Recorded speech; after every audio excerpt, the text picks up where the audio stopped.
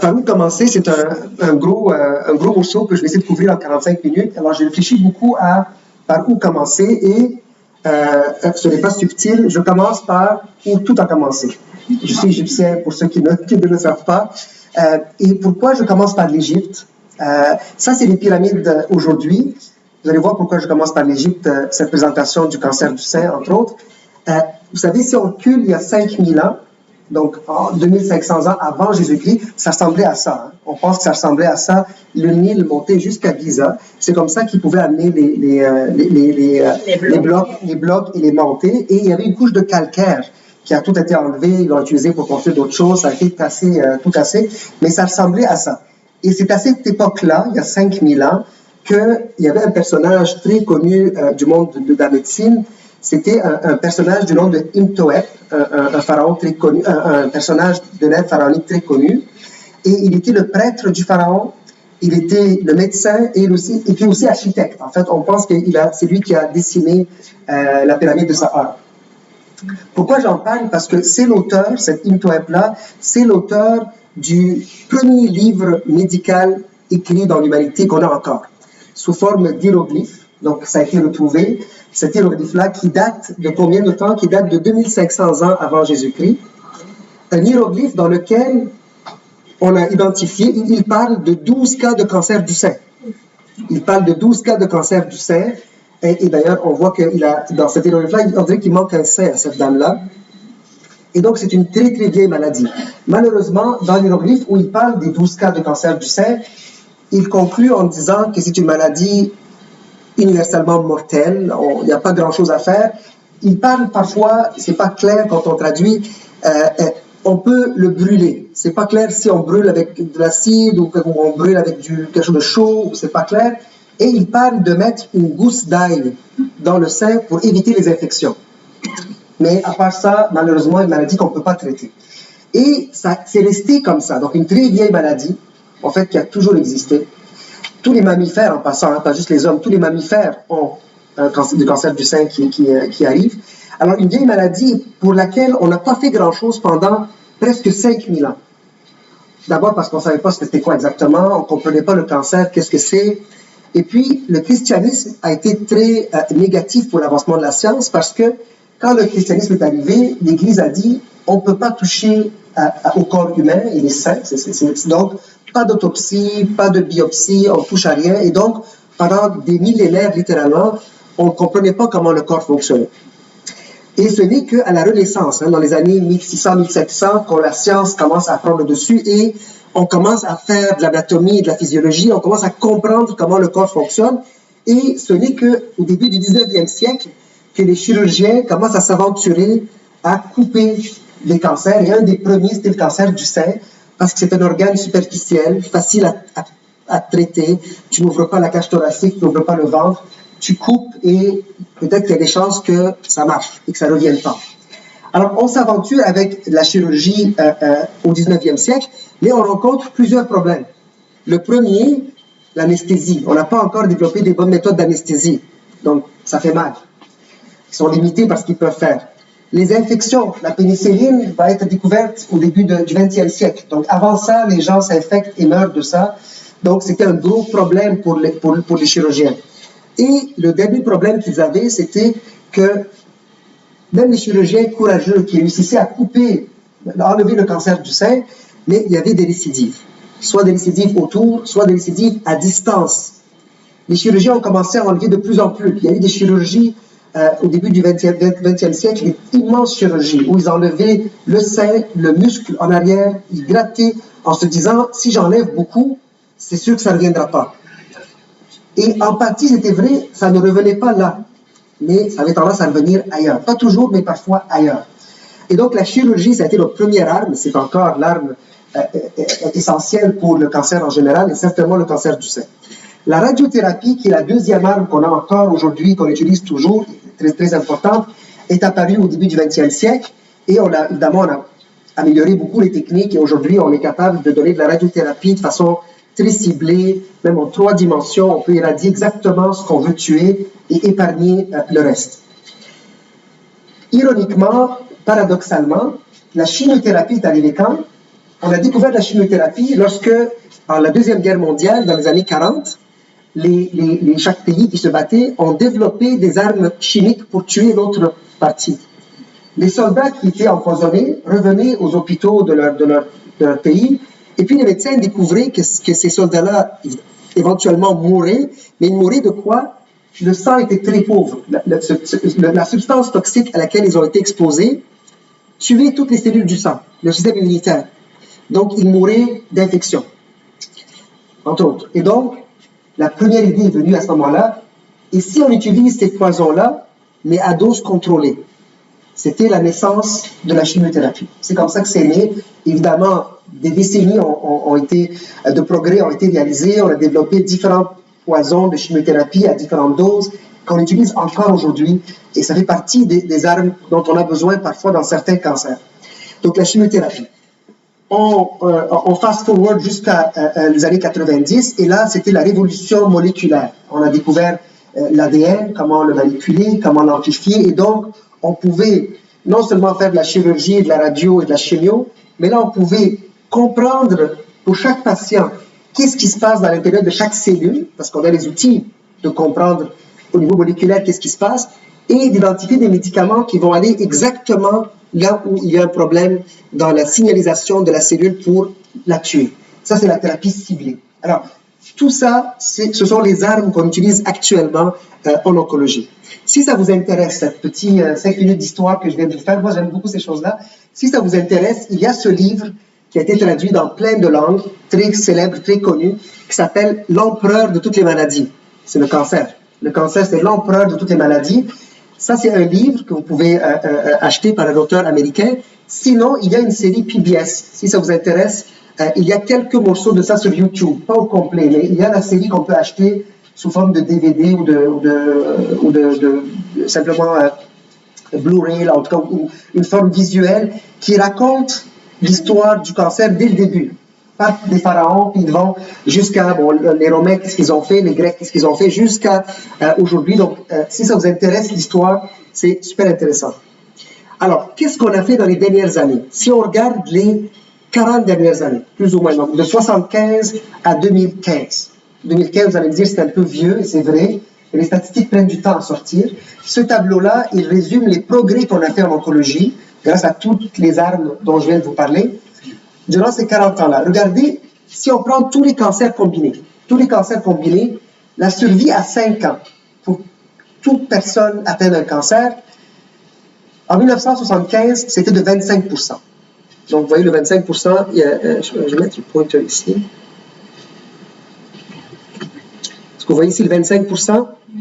25%. 40 ans plus tard, on est rendu à 64%. Okay? Aujourd'hui, on parle de 64% pour tous les cancers. Okay? Évidemment, il y a différents types de cancers et ils ne se comportent pas tous de la même façon. Certains sont beaucoup plus faciles ou difficiles à traiter que d'autres. Alors, si on regarde ce qui nous intéresse aujourd'hui, le cancer du sein, vous voyez, c'est un de ceux où on a fait le plus de progrès. En 1975, on partait avec un taux de survie de l'ordre de 40% à 5 ans du jour de diagnostic. Aujourd'hui, on est à 90%. Donc, 90% des femmes qui sont diagnostiquées avec un cancer aujourd'hui sont vivantes 5 ans plus tard. Maintenant, ils sont vivantes 5 ans plus tard. Une grande portion de ces femmes-là sont guéries, puis ils vont passer à autre chose, puis ils vont vieillir et tout va bien aller. Il y a une portion de ces femmes-là qui vont avoir des récidives, mais même celles qui ont des récidives, parfois les récidives sont locales et on peut refaire une chirurgie, refaire des radios, retraiter. Si les récidives sont à distance, donc loin du sein et de l'aisselle, malheureusement, ce ne sont pas des maladies qu'on peut guérir, mais une des avancées majeures qu'on a fait en oncologie, même si on ne guérit pas tout le monde, on guérit plus qu'on guérissait, mais même si on ne guérit pas tout le monde, dans les dernières années, on a réussi à chroniciser beaucoup la maladie. Il y a des gens maintenant qui parlent du diabète, du cancer du sein comme du diabète.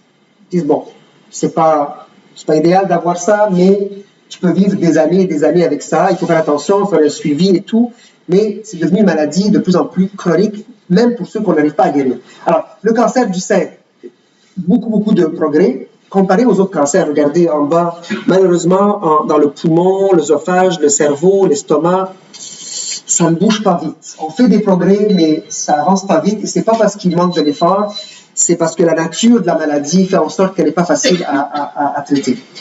Le cancer de la prostate, qui est le deuxième dont on parle aujourd'hui, même chose. Regardez, 25% de survie dans les années 70, là, 75, 25% de survie. Aujourd'hui, on est à combien?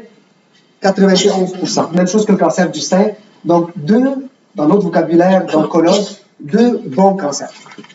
Comparativement à tout ce que vous avez, s'il faut choisir un, prostate ou sein, c'est pas un mauvais choix.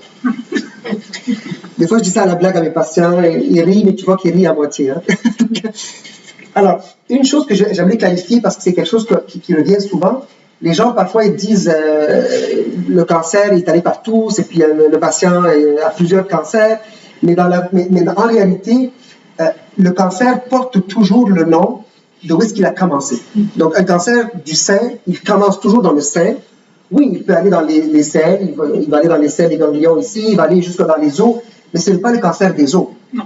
Pas du tout. C'est le cancer du sein qui est allé dans les os, dans le foie, dans le poumon, peu importe, il est devenu métastatique ou un stade 4.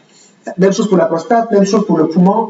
Et il va se comporter comme un cancer du poumon, peu importe où ce qu'il est, si c'est un cancer du poumon, et il va répondre au traitement d'un cancer, d'où est-ce qu'il a commencé. D'où l'importance pour nous, comme oncologues, de savoir exactement ce cancer-là, il est parti de où, même si je l'attrape ailleurs, mais quand j'envoie le morceau que j'ai pris de biopsie au laboratoire, je peux, par exemple, avoir quelqu'un qui se présente avec quelques lésions au niveau du foie ou des os. Je fais une biopsie de ça, je l'envoie au laboratoire, il va me dire, ça c'est un cancer du sein. Il est parti du sein, il est allé ailleurs, traite-le comme un cancer du sein. Donc ça c'est important de toujours savoir le cancer a commencé où. Un autre graphique qui nous montre un peu survol, regardez, ça c'est beaucoup plus récent, ça c'est 2022, okay? Des statistiques canadiennes. Regardez, ça c'est l'incidence, ça c'est la mortalité et la survie à 5 ans. Okay? Les deux qui nous intéressent, le cancer du sein.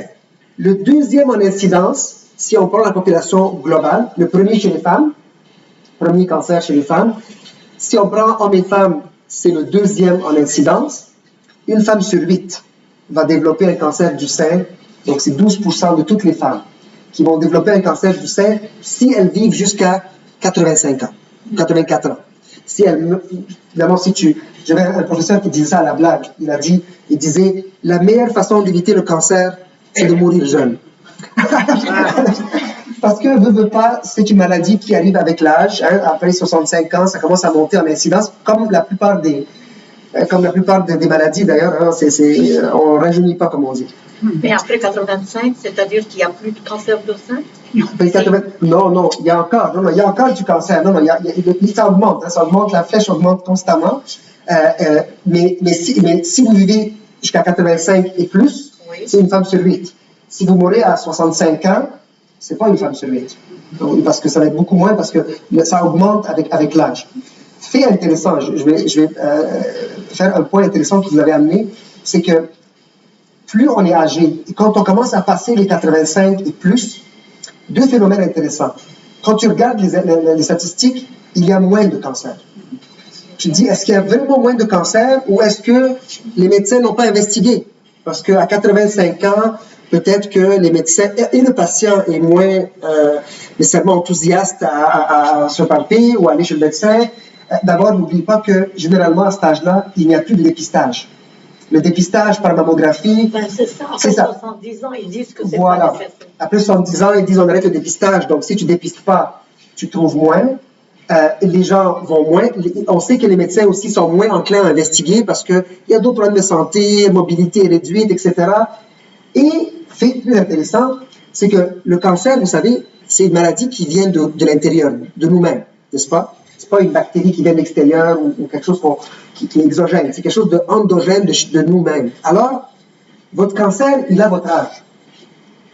Alors, quand vous avez 80 ans et vous faites un cancer, ben, le cancer aussi, il est vieux. Et il n'est pas si agressif que ça. C'est très différent, un cancer à 80 ans et le même cancer à 40 ans. C'est pas la même espèce. À 40 ans, c'est des cancers qui poussent plus vite. Ils ont le ressort de 40 ans. Alors qu'à 80, ils sont beaucoup plus lents, ces cancers, en général. Je parle de règle générale. En général. C'est vrai que je peux donner une chimiothérapie très forte à 40 ans, pour frapper fort. Je ne peux pas faire ça à 80 nécessairement, pas la même intensité certainement, mais de l'autre côté, le cancer est plus lent en général. Sein et prostate et tous les cancers combinés. Alors, le sein, regardez, deuxième rang en termes d'incidence. Donc, beaucoup de cancers du sein. Mais en revanche, quand on regarde la colonne mortalité, le quatrième. Donc, beaucoup moins. Et quand on regarde la survie, presque 90%. Regardez les autres cancers. Regardez ici rapidement comme ça. S'il faut choisir un cancer, le testicule est très bon, c'est très rare, mais le cancer du testicule chez le jeune homme est un excellent cancer, presque 100% de réussite. L'autre ici, c'est la thyroïde, c'est rare, mais c'est un bon cancer. En troisième lieu, c'est le sein. Donc, parmi les cancers fréquents, le sein a un très bon pronostic. Même chose pour la prostate. La prostate, regardez, troisième rang de tous les cancers, si on combine hommes et femmes. Donc, très fréquent. Le premier chez l'homme, d'ailleurs, un homme sur 7, encore plus fréquent que la femme. Un homme sur 7 va développer un cancer de la prostate dans sa vie. Mais cinquième rang de la mortalité. Il y a beaucoup de cancers de la prostate, mais peu de gens vont mourir du cancer de la prostate. Très souvent, on dit le patient, surtout la prostate, parce que la moyenne d'âge est plus élevée que le sein, et la maladie a une tendance en général à être très lente, à évoluer sur des années, et très souvent, on va dire que le patient est mort avec son cancer de la prostate et pas de son cancer de la prostate. Alors, il va y avoir des conversations où moi et le cardiologue, on va s'obstiner, il va me dire ton patient, tu l'as échappé, il est mort. Je vais dire non, il est mort du cœur. Il avait un cancer de la prostate, mais c'est pas ça qui l'a emporté. Tu n'as pas fait ton travail au niveau cardiaque. Alors, on va se lancer la balle à qui n'a pas fait son travail. Alors, en prostate, ça arrive très souvent. Alors, maintenant, qu'est-ce qui arrive si on regarde par âge? Regardez, ça, c'est les groupes d'âge. Les groupes d'âge, donc ici, un groupe d'âge assez jeune, 30 à 50 ans, c'est la fleur de l'âge, c'est des jeunes patients qui sont des jeunes hommes, des jeunes femmes, surtout des jeunes femmes très actives. Et malheureusement, le cancer du sein est très élevé. C'est le cancer le plus fréquent chez des femmes de 30 à 50 ans. Et vous voyez, il descend un peu. De 50 à 70, là, il est deuxième. Ensuite, plus que 70 ans, il est au troisième, quatrième, quelque chose comme ça. Donc, c'est un cancer qui touche un peu plus les jeunes que la prostate. La prostate, c'est l'inverse. Regardez la prostate. Il y a rarement la prostate en bas de 50 ans. C'est rare. La plupart, c'est beaucoup plus tard et même 70 ans et plus. Donc, vous voyez l'incidence sur la population par groupe d'âge. Alors, on a parlé de prévalence un peu dans la société. Parlons un peu des causes. Okay? Pourquoi ces cancers-là existent? On sait qu'ils existent depuis très longtemps. Je vous ai montré que les pharaons avaient ce problème-là. Donc, ce n'est pas nouveau. Et toujours, on se dit, est-ce que c'est notre mode de vie? Qu'est-ce qu'on fait de mal pour avoir autant de cancers? Alors, ça, c'est un tableau qui paraît compliqué, mais donnez-moi une minute, vous allez voir, ce n'est pas compliqué. La ligne épaisse, donc par exemple, prenons le cancer du poumon. La ligne épaisse, c'est la proportion des cancers qui est évitable, et la ligne qui est mince, c'est tous les cancers. Donc, si vous regardez comme ça à l'œil, le bleu, c'est les hommes, le rose, c'est les femmes. Si vous regardez la ligne épaisse, elle occupe une très grande espace de la ligne mince. Donc, juste à l'œil comme ça, vous pouvez dire 90% des cancers du poumon sont évitables. 90% des cancers du poumon sont faits par l'homme. Comment l'homme a fait ça? Il a inventé la cigarette. Alors, le tabac, c'est, à mon sens, comme oncologue, là, je me permets de vous dire mon opinion personnelle, c'est criminel que ça soit vendu. Que ça soit un poison vendu et taxé, et que ça ne devrait pas être sur les tablettes, parce que c'est un poison, n'est-ce pas? Donc, le tabac cause 90% des cas de cancer du poumon. Et si tu enlèves juste le tabac, tu vas enlever beaucoup de ces cas-là. Maintenant, la prostate, c'est presque l'opposé complètement. Regardez la prostate, il n'y a pas de ligne épaisse sur une ligne mince, c'est juste une ligne mince. Ça veut dire quoi? On ne croit pas qu'il n'y a aucune cause qu'on peut éviter pour diminuer les chances de cancer de la prostate. Il n'y a rien à faire. Le tabac n'a pas été relié, l'alcool n'a pas été relié, ils ont essayé de faire des liens avec l'obésité, peut-être quelque chose de très léger, mais en somme, malheureusement, le cancer de la prostate apparaît être un cancer de la prostate vieillissante. Et que plus les sociétés vieillissent, toutes les sociétés où les gens vieillissent, mais il y a plus de cancer de la prostate. C'était pas un problème, vous savez, depuis longtemps, depuis 30, 40, 50 ans, l'espérance de vie était beaucoup moindre. Donc, tu n'avais pas ces gens qui vivaient 85 et plus, ou 80 et plus, beaucoup moins que ces gens-là. Donc, beaucoup moins de cancer de la prostate. Et en fait, donc, le facteur de risque principal, c'est l'âge. On ne peut pas faire grand-chose avec la prostate. Le sein est quelque part au milieu. Le sein, regardez la ligne épaisse sur la ligne mince, c'est autour du 25%, on dirait, 25%, grosso modo. 25% des cas de cancer du sein pourraient être évités. 75% ne pourraient pas être évités. Ils vont arriver parce que vivre, c'est prendre des risques. On vit, on mange, on boit, on vieillit, comme les pharaons le faisaient jusqu'à aujourd'hui. Tu peux faire un cancer du sein, comme tous les mammifères d'ailleurs, même ceux qui vivent de façon sauvage dans les forêts, on sait qu'ils meurent de cancer du sein à une certaine proportion. Alors, le cancer du sein, 25% peuvent être évités. Comment? Alors, les facteurs de risque, numéro 1, c'est l'obésité, donc c'est le poids. Donc, le poids, l'alcool a un lien assez fort avec le cancer du sein. On pense qu'il y a au moins 10%. 10% des cancers du sein seraient dus à une consommation trop importante d'alcool. Ensuite, il y a d'autres petits facteurs de risque, mais le gros, c'est le poids et l'alcool et l'exercice et une bonne diète. Donc, même si on fait tout ce qu'il faut, on va réduire notre chance comme femme, tu vas réduire ta chance de 25% de faire un cancer du sein, mais 75%, c'est au-delà des cas vont être au-delà de la volonté, ça va arriver de toute façon, parce qu'on gagne de l'âge. Est-ce que c'est un cancer héréditaire, excusez-moi? Super bonne question. Donc, la question, c'est est-ce que c'est un cancer héréditaire? Et la réponse, elle est un peu complexe, mais je vous la donne. Donc, 5% des cancers du sein sont vraiment héréditaires. C'est des familles à risque qu'on connaît. L'exemple que vous connaissez tous, c'est Angelina Jolie. Angelina Jolie. Elle avait un gène qui s'appelle le BRCA. C'est un gène qui, en fait, si vous l'avez, si vous l'héritez de votre père ou votre mère, votre chance de faire un cancer du sein, c'est quelque chose comme 85%. Donc, faites ce que vous voulez, là, mangez bien, exercice, tout ce que vous voulez. 85% de chance que vous allez faire un cancer du sein dans votre vie, ce qui a poussé Angelina Jolie à enlever les deux seins pour diminuer les chances.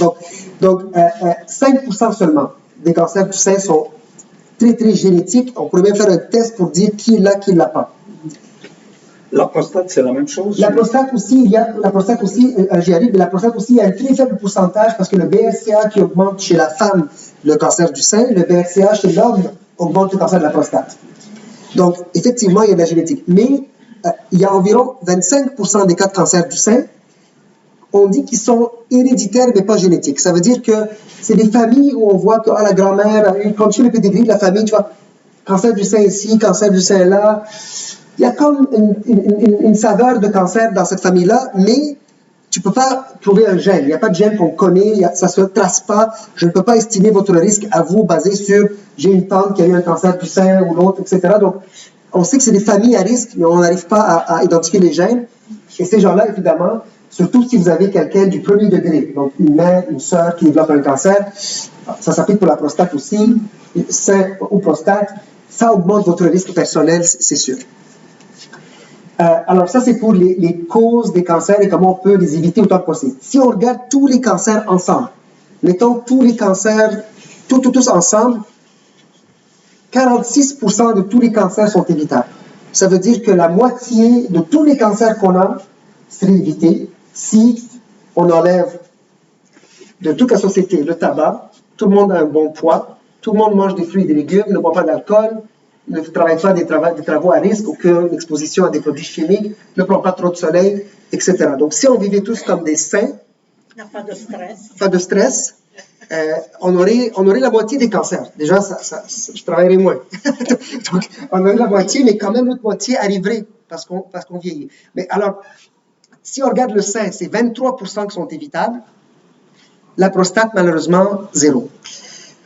Alors, quand on parle de lutter contre le cancer, comme individu ou comme société ou comme système de santé, on regarde ça comme ça. On se dit d'abord, l'idéal, c'est qu'on fait de la prévention, n'est-ce pas? On essaie de prévenir. Et la prévention commence très jeune. Hein? On commence très jeune à faire de la prévention, bien manger et faire l'exercice et garder un bon poids. On sait que les cancers qui se développent dans la cinquantaine et soixantaine, on sait qu'ils ont commencé de façon microscopique probablement 20 ans plus tôt. 20 ans plus tôt. Microscopique, invisible. Ça commence très, très petit, très, très tôt. Donc, un bon mode de vie, très tôt, on devrait essayer de prévenir tout ce qui est évitable. Mais puisque, comme je viens de dire, on ne peut pas tout éviter, même si on vit très bien, alors là, il faut essayer de dépister. Dépister, ça veut dire trouver le cancer avant qu'il soit symptomatique pour l'attraper tôt et le traiter. Et puis, bon, si on attend, les symptômes se développent. Parfois, les symptômes, les gens sont chanceux, ils ont des symptômes, mais ça reste très localisé, très facile à traiter. D'autres fois, ils développent des symptômes, mais les symptômes sont plutôt tardifs et le cancer est déjà un peu avancé. Alors, quand on a dépistage et symptômes, on essaie d'avoir des stades 1 à 3. Dans le cancer, on distingue 4 stades, généralement. On veut les attraper à stade 1 à 3. 1, c'est petit, 2, un peu plus gros, 3, les ganglions sont atteints, mais ça reste localisé. Et tant que ça reste localisé, c'est curatif, je peux guérir. Malheureusement, un faible pourcentage. Dans le cancer du sein, c'est seulement 5%. Et la prostate, quelque chose de similaire. Très faible pourcentage des patients vont se présenter déjà à un stade 4. Au premier jour qu'ils voient le médecin, ils sont métastatiques. Ça veut dire que le cancer a quitté son site, il est ailleurs. C'est un stade 4 et malheureusement, autant pour le sein que pour la prostate, on ne peut pas les guérir. On peut faire dormir la maladie, la chroniciser pendant vraiment beaucoup d'années, mais on ne peut pas les guérir complètement, les stades 4. Alors, quand on est stade 1 à 3, les traitements sont à visée curative. Et pour longtemps, on disait que stade 4, les traitements sont à visée palliative.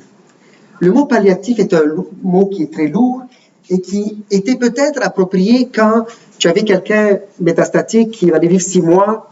Bon, tu vas dire, OK, bon, il est palliatif, 6 mois palliatif. Mais là, s'il est palliatif pendant... Aujourd'hui, on arrive à des moyennes de 6-7 ans. Des moyennes. Moi, j'ai des femmes dans ma pratique, ça fait 10 ans que je les suis avec un cancer du sein métastatique. C'est pas la norme.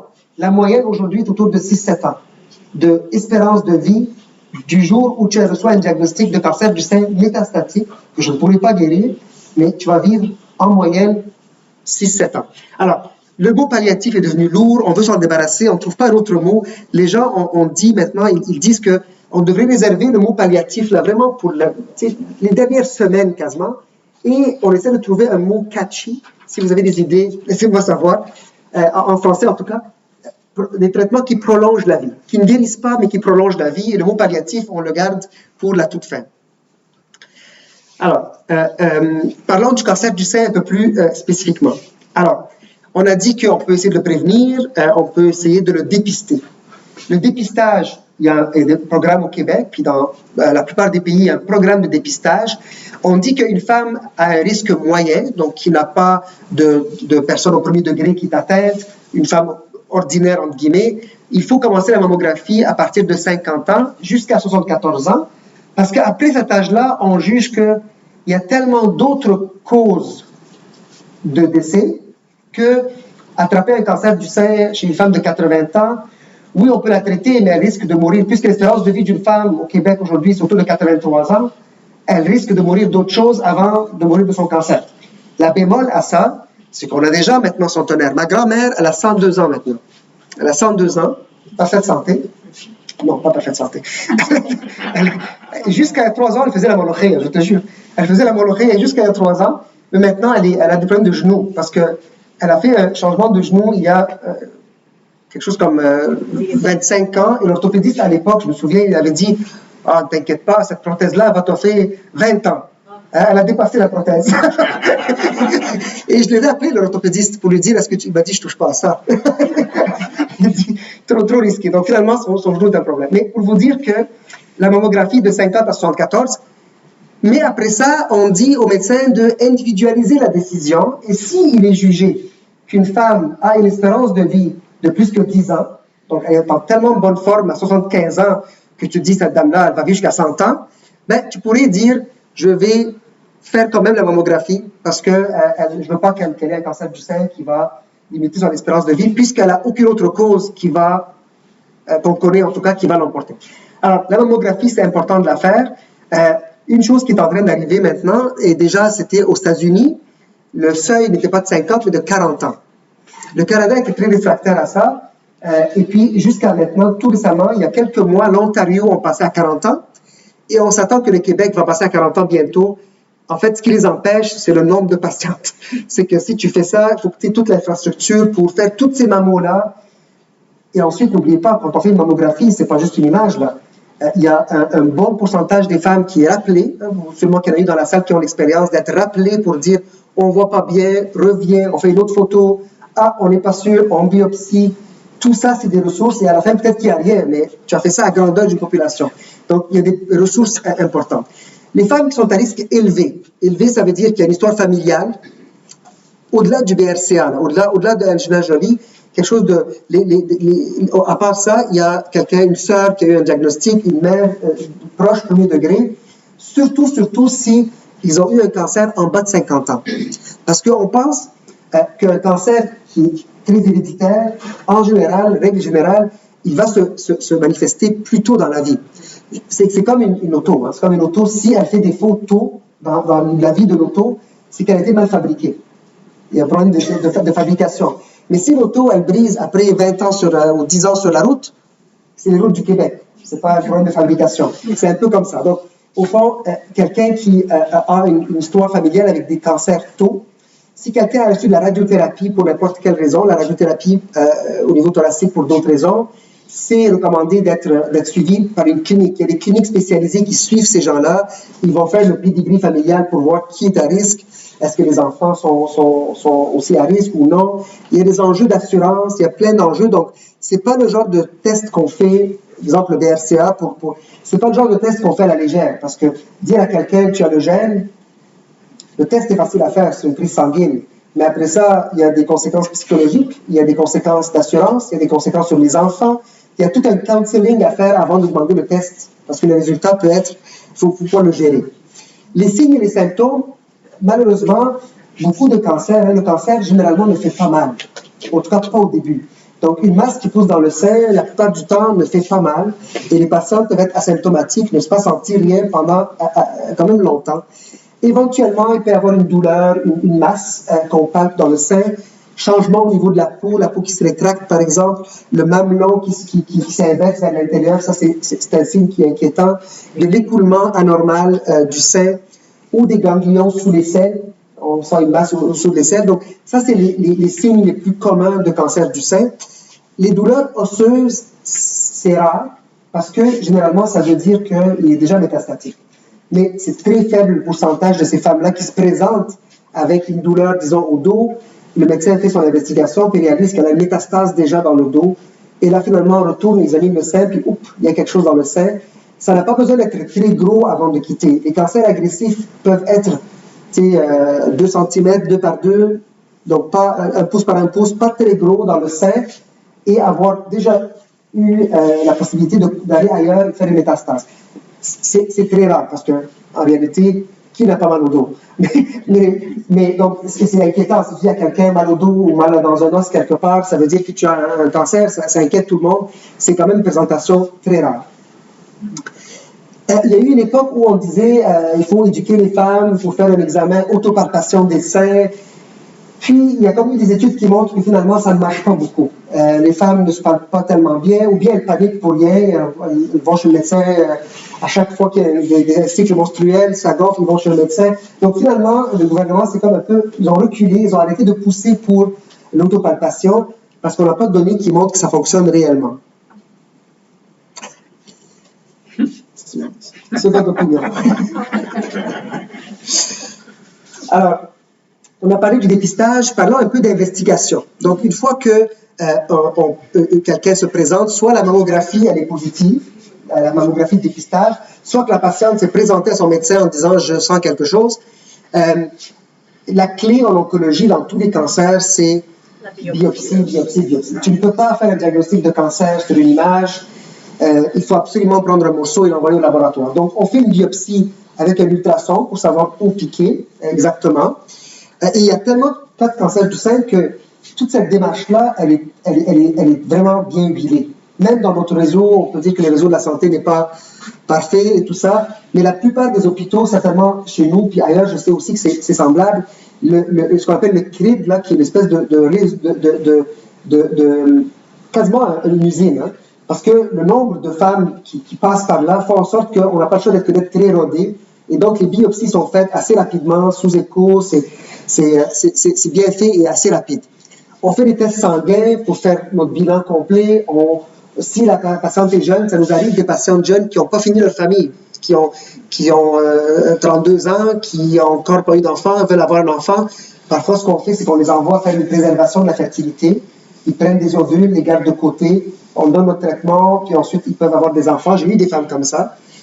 On peut investiguer si on pense qu'éventuellement il y aura de la chimio. Parfois, on va commencer à avoir le cœur parce que certaines chimios vont déranger le cœur.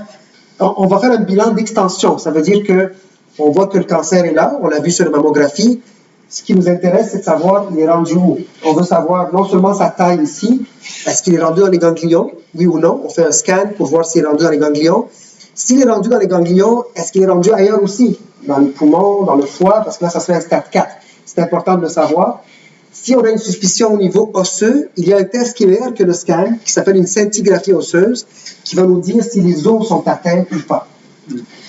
Donc, on fait tout ça, et là, on va mettre un stade. On va mettre un stade dans le dossier de la patiente. Donc, la bonne nouvelle, c'est que grâce, entre autres, à la mammographie, de dépistage, presque la moitié des femmes vont se présenter au stade 1. Stade 1, ça veut dire c'est une petite masse de moins de 2 cm. La moitié des femmes se présentent déjà avec un cancer petit qui sera facile à traiter. Un plus petit pourcentage va être de stade 2, donc une masse qui est entre 2 et 5 cm dans le sein. Stade 3, plus que 5 cm, et peut-être que les ganglions commencent à être atteints au niveau de l'aisselle, mais ça reste curatif. N'oubliez pas que stade 1 à 3, guérissable. 1 plus que 3, bien sûr, mais même les 3, on va attaquer dans l'objectif de les guérir. Les stades 4, c'est seulement 5%. 5% des femmes se présentent au jour 1 en stade 4 déjà métastatique. Donc, on a expliqué curatif pour les 1 à 3, les traitements qui prolongent la vie pour le stade 4 métastatique. Qu'est-ce qu'on fait une fois qu'on a diagnostiqué un stade 1 à 3?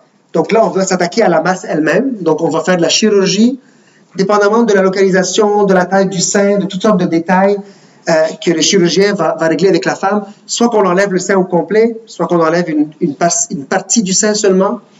Très souvent, si on enlève une partie du sein, on va vouloir donner une radiothérapie après pour nettoyer autour d'où est-ce que le chirurgien a travaillé. Et avec ces deux modalités-là, avec la chirurgie et la radiothérapie, nous, on dit dans notre vocabulaire que le contrôle local-régional est optimal. Et les chances que ça revienne dans ce coin-là sont très faibles. Et honnêtement, même si ça revient là, personne ne meurt d'une masse dans le sein. On ne meurt pas d'une grosse masse dans le sein. Donc, une fois que tu as fait une bonne chirurgie, une bonne radio, ça ne reviendra pas là. Et de toute façon, dans le suivi, tu vas faire des mammographies à toutes les années. Une fois que tu as eu un diagnostic, c'est plus aux 2 ans. C'est à chaque année. Puis on va l'attraper s'il y a une récidive, puis on va la traiter. Ce qui nous inquiète, ce n'est pas les récidives locales.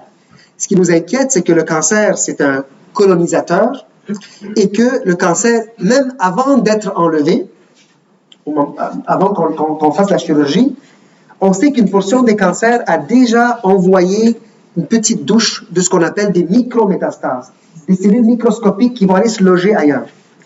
Malheureusement, même avec ma meilleure imagerie, les meilleurs tests qu'on a aujourd'hui, TEP scan, IRM, résonance, tout ce que vous voulez nommer, on est incapable de voir des cellules microscopiques. N'oubliez pas, on peut mettre 1000 cellules sur la pointe d'un crayon. Donc, s'il y a 1000 cellules quelque part, je ne les vois pas. Alors, et c'est ça qui nous inquiète. C'est la maladie à distance. C'est les métastases qui nous inquiètent, qu'on ne voit pas maintenant, mais qui peuvent apparaître des mois, des années plus tard. Alors, ce qui menace la vie des patientes, ce n'est pas le problème au niveau du sein ou de l'aisselle. Ce qui menace les patients et ce qui emporte les patients de cancer du sein, ce n'est pas la masse dans le sein. C'est les métastases au niveau des os, des poumons, du foie, du cerveau, donc ailleurs. Donc, ça me prend non seulement un bon contrôle régional avec chirurgie et radiothérapie, il faut que je donne quelque chose de systémique, il faut que je donne quelque chose dans le système, parce que je sais qu'il y a des micrométastases possiblement qui dorment quelque part. Et là, je ne les vois pas. C'est le temps de les tuer. Si j'attends que la patiente me revienne 1 an plus tard avec un mal au dos ou bien une grosse lésion dans le foie, c'est déjà trop tard. Donc, je fais mon traitement régional, chirurgie radio, et là, je fais, avec les données que j'ai, j'estime c'est quoi les chances qu'il y ait des micrométastases. On a des outils pour ça. Et ensuite, on se dit, cette femme-là, elle est à risque. C'est un stade 3, elle a des ganglions positifs déjà. Je vois rien maintenant sur le scan. mais statistiquement, elle a 50% de chance d'avoir des micrométastases. Et donc, si je fais rien, le risque de récidive est à 50%. C'est beaucoup. Des fois, c'est 30, des fois, c'est 20. On a un calculateur pour ça.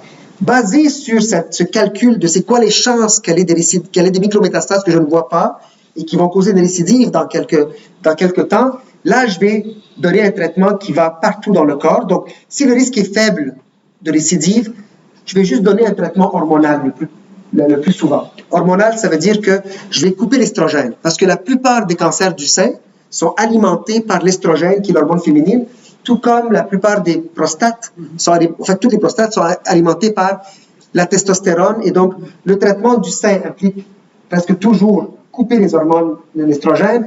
La prostate, il faut couper la testostérone. Alors, si le risque est faible, je peux aller avec des thérapies hormonales. Ça peut être des pilules, ou la plupart, c'est des pilules qui vont réduire l'estrogène. Si le risque est très élevé, celle à 50% de risque, les hormones ne sont pas suffisantes. Les hormones vont couper de 50 à 35. 35, ça reste élevé.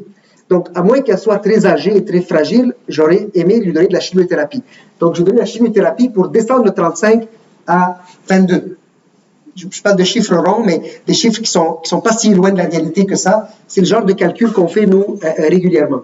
Et puis, il y a aussi, dans certains types de cancers du sein, une thérapie plus ciblée qu'on va faire. Alors, je vous ai parlé du bilan qu'on a fait, le staging. On fait aussi quelque chose de très important, c'est qu'à la biopsie, on envoie au laboratoire qui nous dit, oui, c'est un cancer du sein, mais il nous dit beaucoup plus que ça. Il nous dit, c'est quel type de cancer du sein. On distingue au moins là, 3 types de cancers du sein différents, et en réalité, on pense qu'il y en a plus entre 12 et 15. Mais pour l'instant, ce qui est pertinent pour nous cliniquement, c'est 3 types de cancers du sein. Comme je dis, ceux qui sont hormonodépendants, donc ceux qui sont dépendants de l'estrogène, eux, c'est la plupart, et eux, c'est ceux qu'il faut que je coupe l'estrogène. Donc, je vais donner des choses comme tamoxifène, un nom que vous avez entendu sûrement, létrozole, anastrozole, des traitements oraux par pilule pendant 5 ans pour couper l'estrogène et réduire les chances de récidive pour les cancers qui expriment l'estrogène. J'ai un autre petit groupe de cancers, ce qu'on appelle les HER2 positifs. Un nom complexe, mais essentiellement, si vous regardez ces deux-là ensemble, c'est 20% des cancers du sein.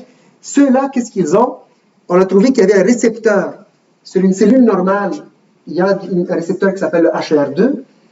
Dans ce type de cancer-là, ce récepteur est multiplié. Il y en a beaucoup, beaucoup trop.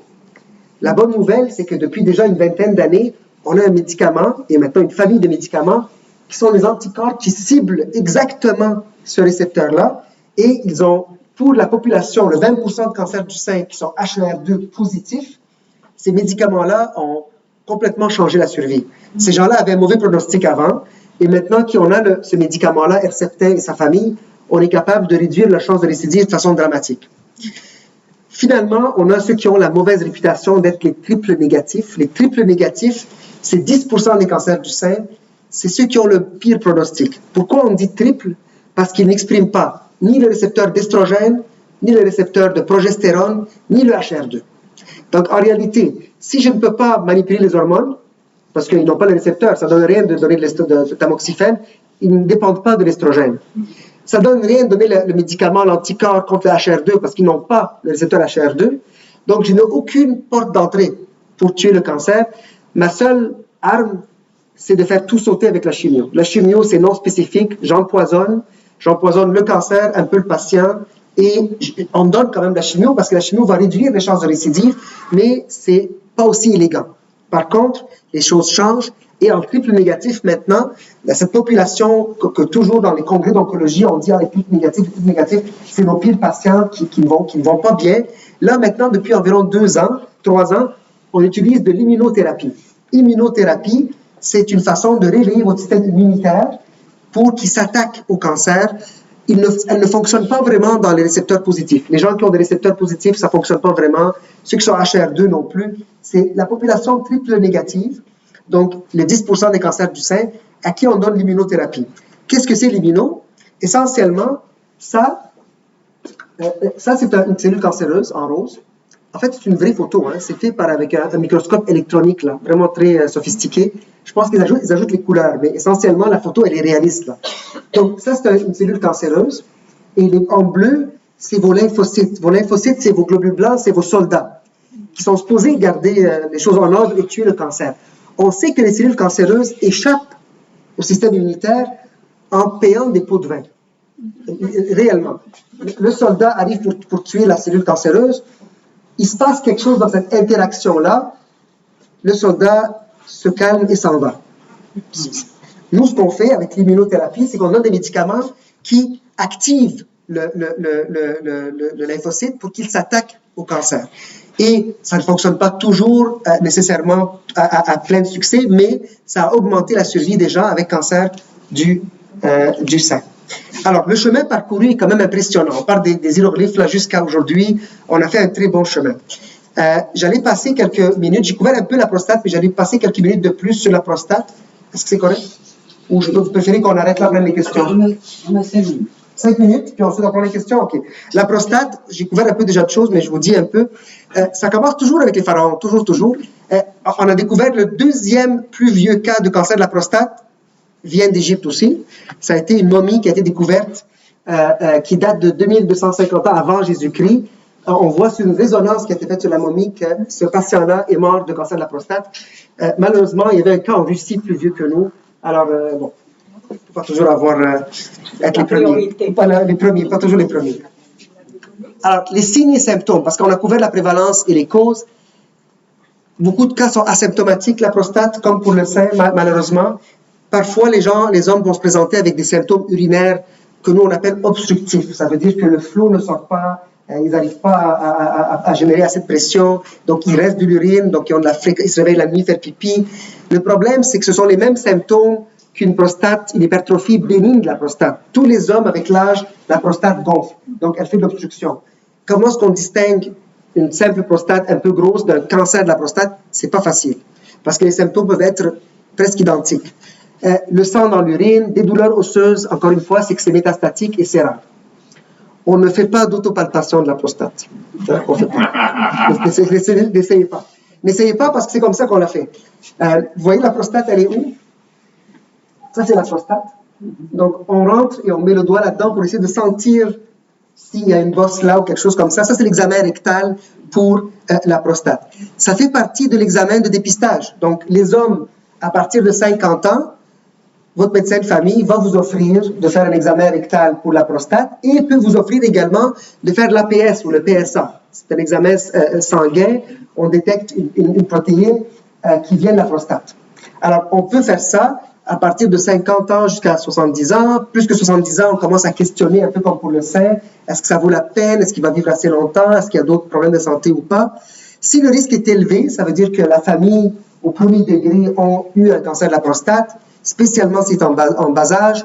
On commence le dépistage à 45 ans, et même les Américains disent 40 ans des fois, si on veut être très agressif. Le problème avec la prostate, autant le dépistage du sein est bien établi, les études montrent que ça fonctionne, tout fonctionne bien. La prostate, c'est un peu plus douteux. Pourquoi? L'APS qu'on détecte dans le sang n'est pas très spécifique. Et en fait, elle a fait couler beaucoup d'encre. Parce qu'il y a une époque où on disait, il faut faire des APS à tout le monde. Comme ça, là, on va attraper tous les cancers de la prostate, puis personne ne va jamais mourir de la prostate parce qu'on va l'attraper avec un simple test sanguin. Et en principe, oui, c'est facile. Un test sanguin coûte pas cher, c'est pas invasif. Le problème, c'est que tu as des faux positifs. Si tu as une hypertrophie de la prostate, simplement, ton APS va être un peu augmenté. Est-ce que c'est un cancer ou pas? Zone grise. Donc, il y a des faux positifs, il y a des faux négatifs. Ça fait en sorte que tu fais l'examen de l'APS et il faut que tu gères le résultat après. Le problème, c'est que gérer le résultat, ça veut dire quoi? Biopsier. Parce que si je ne sais pas, la seule façon de savoir c'est quoi? C'est biopsier. Alors, biopsier, vous allez voir tantôt comment on biopsie, c'est pas de tout confort. J'ai jamais essayé, mais j'ai pas hâte. Il faut mettre par en arrière, mettre une aiguille et passer à travers. Et là, la prostate, c'est comme deux lobes comme ça. Alors, ils font quelques ponctions d'un côté, quelques ponctions de l'autre pour aller analyser tout ça. Donc, au fond, avant de faire ça, s'embarquer là-dedans, il faut que le médecin individualise la décision, dise à son patient, veux-tu qu'on fasse une APS ou non? Si on fait l'APS, on va gérer le résultat. S'il est bon, merci mon Dieu. S'il n'est pas bon, ربنا معك. C'est un peu comme ça. Alors, faudra faire ça. Alors, après ça, même chose que pour le sein, on fait des scanners pour stager la maladie, le bilan est rendu jusqu'à où, est-ce que c'est localisé ou de la prostate ou c'est plus étendu. On va faire de la biopsie, comme s'il faut, donc de cette façon-là. Les stades, ça se ressemble, un peu différent, mais essentiellement, stade 1, c'est une petite tumeur dans la prostate. Stade 2, les deux lobes sont atteints. Stade 3, ça commence à envahir les ganglions. Et stade 4, on est métastatique. Donc, ça ressemble un peu à la stratification du cancer du sein. L'autre élément, quand on fait la biopsie, on envoie ça au laboratoire, le pathologiste regarde sur le microscope les cellules, il va me donner un score sur l'agressivité des cellules. Il ressemble à quoi? C'est ce qu'on appelle le score de Gleason. Les cellules ont l'air agressives versus n'ont pas l'air agressives. Quand on met tout ça ensemble, donc on parle de traitement maintenant, je termine dans une minute, quand on parle de traitement, on met le stade et le score de Gleason ensemble, et là, on met tout ça ensemble et on décide c'est quoi le risque réel pour ce patient-là. Il y a certains patients qui vont être tellement à bas risque, c'est-à-dire un petit stade 1 ou 2 avec un Gleason à 6, il est tellement bas risque que la meilleure chose à faire, c'est de rien faire. C'est de le surveiller. Ça crée de l'anxiété parce que tu dis j'ai un cancer, tu fais rien, docteur. On va faire plus de mal que de bien si on te touche. Déjà, si je suis à la prostate, on peut soit chirurgicalement, soit par radiothérapie, parce que c'est les traitements principaux. Si je vais aller toucher la prostate, c'est une chirurgie plus invasive qu'un sein. Et si je fais de la radio, des deux façons, je vais tuer la prostate, oui, et le cancer, mais il y a des nerfs qui passent par là. Donc, on peut faire de l'incontinence, de l'impuissance. Ça peut être des effets secondaires des traitements. Donc, parfois, c'est mieux d'observer. Dans les cas où le risque est jugé élevé, on traite, chirurgie, radio. Et puis, la thérapie endocrinienne, l'équivalent pour le sein, on va donner des inhibiteurs des choses qui vont inhiber la testostérone, la couper, la testostérone. On a des thérapies ciblées aussi qui vont augmenter les chances que le cancer ne revienne pas. Si le cancer est avancé, on va retourner à notre bonne vieille chignon pour tuer le plus de cancers possible. Alors, ça, ce sont les principes de traitement, et c'est grâce à tous ces progrès-là qu'on a réussi à faire tous ces progrès-là en cancer de la prostate. On s'attend dans la société encore à beaucoup de cancers. Vous voyez, on est là, 2024. On estime qu'il y a un autre 20-30% d'augmentation des cas de cancer, juste en raison de la démographie. C'est les boomers. Les boomers qui vieillissent, qui vont arriver encore sur le marché de la santé, si on veut. Et jusqu'à 2040, on anticipe que dans les sociétés occidentales, on aura encore une augmentation des cas de cancer. C'est un coût, évidemment, vraiment incroyable. Les médicaments explosent. C'est un sujet qui revient régulièrement, le coût des médicaments, qui fonctionnent, mais qui coûtent très cher. Je finis en vous rappelant que c'est un travail d'équipe. Le cancer, là, c'est pas juste une personne, c'est regardez combien de gens là, pour traiter un cancer. Le chirurgien, les infirmières, le radio-oncologue, l'oncologue, le pharmacien, toute cette gang-là, les nutritionnistes, on a plusieurs spécialistes qui rentrent là-dedans pour traiter le cancer. Et je termine là-dessus.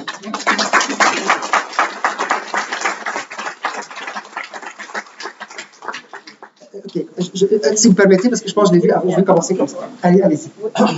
Vous avez parlé qu'il y a une part d'héritage dans le cancer du sein et